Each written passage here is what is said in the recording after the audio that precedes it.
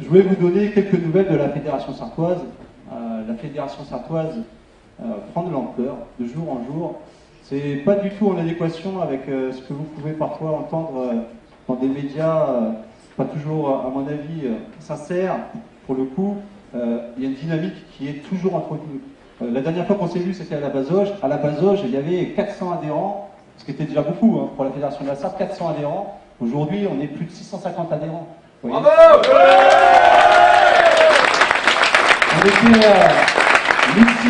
était 1400 sympathisants, on est aujourd'hui à 1800 sympathisants. La dynamique ne fait que s'accroître dans le département. Et de ce que j'en entends auprès des collègues de la région ou au national, c'est une dynamique qu'on retrouve un peu partout. Donc gardons tous l'espoir dans cette campagne.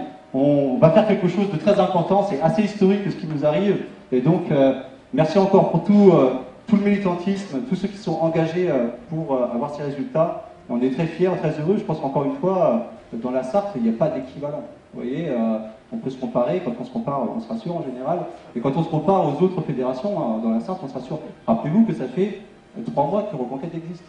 En 3 mois, 120 000 adhérents dans toute la France et 700 adhérents dans la Sarthe quasiment.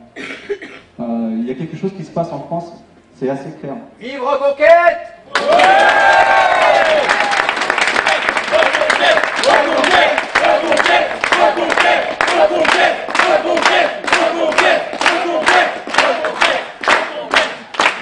Donc on continue de travailler, voilà, moi j'ai encore un petit peu de boulot quand même. Ce qui est important aussi pour nous, c'est Reconquête, c'est un nouveau parti, mais c'est un parti qui est fait pour durer longtemps. Et ainsi, mon travail en particulier, c'est d'essayer d'aider à ce que chacun puisse militer dans les meilleures conditions possibles, mais c'est aussi d'aller ancrer notre parti dans tous les territoires de la Sarthe. Je peux vous dire déjà qu'à l'heure actuelle, on a des représentants dans quasiment tous les cantons, on a des équipes de militants dans tous les cantons, fin fond de la campagne. Merci à tous les responsables de cantons qui sont ici présents ce soir. Merci pour tout votre travail.